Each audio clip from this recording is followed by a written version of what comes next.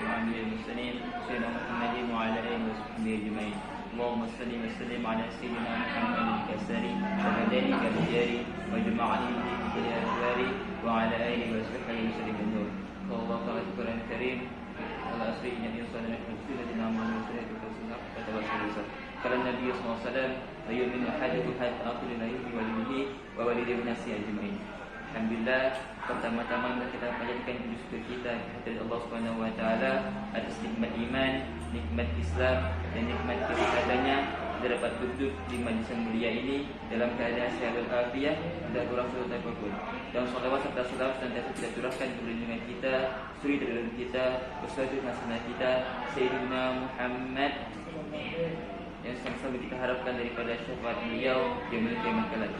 Alhamdulillah, pada malam hari yang mulia ini saya ingin menceritakan suatu cerita di mana cerita ini yang pernah diceritakan oleh Habib Ahmad Al-Razi, yang dimana pada zaman dahulu ada seorang bapak-bapak yang dimana ketika ia hendak sholat di masjid, ia selalu ingin di saf pertama, yang dimana ketika sholat zuhur, asar, maghrib maupun isya dan subuh dia mengejar saf pertama.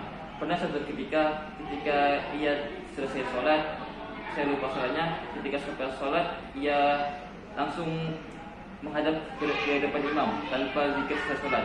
Ketika itu ia bertanya, "Wahai imam, tolong berikan kepadaku amalan yang dimana amalan ini amalan yang ringan, akan tapi amalan ini bisa menghantarkan aku dalam surganya Allah Subhanahu wa taala." Lalu imam tadi tidak menghiraukannya, karena imam tadi sedang berzikir sedang sholat. Ketika itu beberapa saat kemudian ketika imam itu berzikir,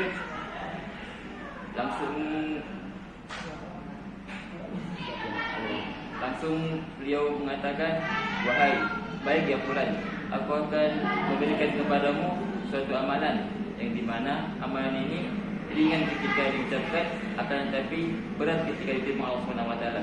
Apa amalannya?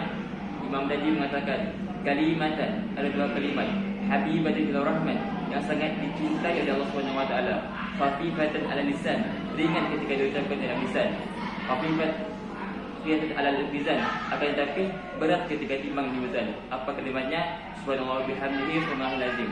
Lalu kata bapak tadi, "Wahai imam, tolong ulangi beberapa kali lagi karena aku belum menghafalnya." Kemudian imam pun menjawab, "Baik, aku akan mengulanginya." Ketika itu imam mengulangi, kalimatan habibatan ila rahman, khafifatan ala lisan, fakiratan fil mizan, subhanallah bihamdihi subhanal azim. Dan ketika itu bapak tadi belum juga menghafalnya. "Wahai imam, tolong ulangi beberapa kali lagi." Ketika itu setelah beberapa kali dari imam, "Khalas, wahai imam, baik, aku sudah menghafalnya."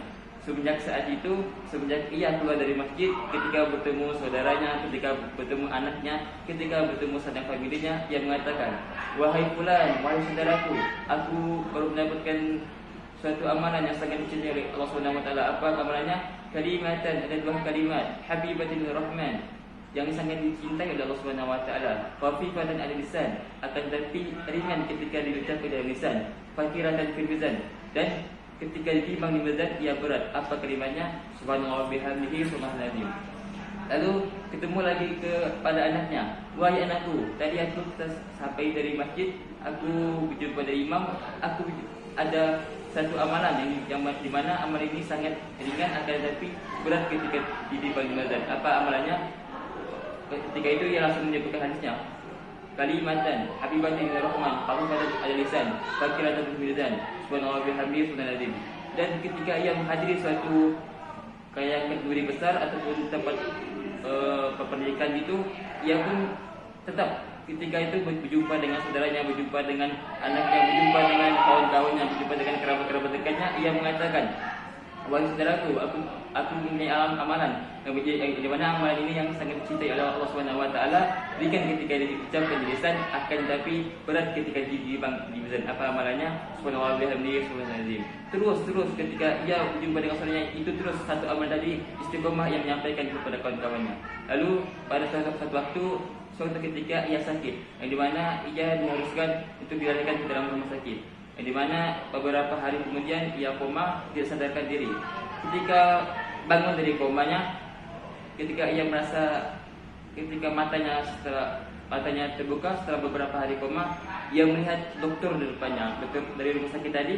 Lalu ia mengatakan kepada dokter tadi, kalimat yang pertama yang katakan dari dokter tadi apa? Kalimatan, kata beliau. Langsung dia mengatakan kepada dokter, ya dokter, kalimatan habibatan ila rahman, khafifatan al-lisan, fakiratan fil mizan, subhanallah wa bihamdihi, subhanallahil azim. Ketika ia mengatakan kepada dokter, wahai dokter, ada dua kalimat yang sangat dicintai oleh Allah Subhanahu wa taala. Ringan ketika diucapkan di lisan, akan tetapi berat ketika ditimbang di mizan. Kalimatnya ialah subhanallah wa bihamdihi, subhanallahil azim. Ketika ia mengucapkan kalimat tadi, ia langsung meninggal dunia.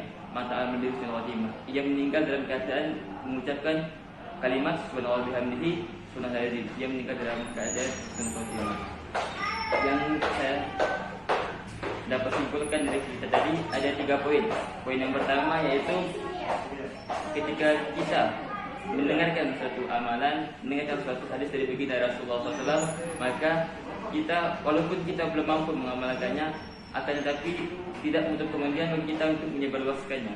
Karena saya pernah dengar hadis, sampaikanlah dariku walaupun satu ayat kata baginda Rasulullah SAW. Itu poin yang pertama. Poin yang kedua yaitu dia selalu istiqomah, walaupun amalan itu kecil, walaupun amalan itu tidak seberapa di mata manusia, akan tetapi kalau amalan itu istiqomah, maka itu sangat benar di mata Allah Subhanahu wa taala. Karena saya pernah mendengar satu kalau kita istiqomah mengerjakan amalan, maka akan lebih baik daripada 1000 ke rumah, kalau saya tidak salah. Itu yang kedua. Yang ketiga yaitu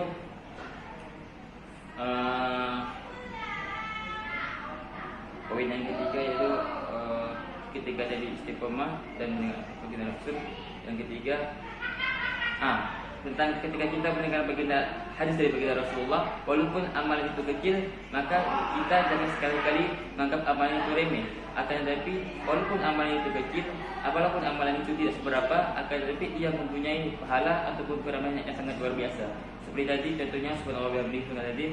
Apalagi ketika kita mengucapkan salawat kepada baginda Rasulullah SAW. Jika kita rajin ataupun istiqomah mengucapkan salawat kepada baginda Rasulullah SAW, maka pada hakikatnya kita sedang membuka pintu kepada Allah Subhanahu wa taala. Karena kalau kita hidup di dunia tanpa bersalawat kepada baginda Rasulullah, sungguh kita hidup tidak tersampai. Kalau kita bersalawat kepada baginda Rasulullah, kita memuji baginda Rasulullah, bukan berarti baginda Rasulullah butuh akan salawat daripada kita, bukan berarti baginda Rasulullah butuh akan pujian daripada kita. Akan tetapi kita lah yang butuh untuk memuji baginda Rasulullah, kita lah yang butuh untuk bersalawat kepada baginda Rasulullah SAW. Maka dari itu senantiasalah basahi lisan kita, basahi lisan kita untuk bersalawat kepada baginda Rasulullah, basahi lisan kita untuk memuji baginda Rasulullah SAW. Pernah satu ketika seorang penyair mengatakan, ma madahtu Muhammadan bi qasidati walakin budi qasidati bi Muhammadin. Aku tidak memuji Nabi dengan syairku, aku tidak memuliakan Nabi dengan syairku, akan tetapi syairku menjadi mulia adalah memuliakan Nabi Muhammad. Syairku menjadi terpuji adalah memuji Sayyidina Muhammad sallallahu alaihi wasallam. Mungkin sekian yang saya sampaikan. Assalamualaikum warahmatullahi wabarakatuh.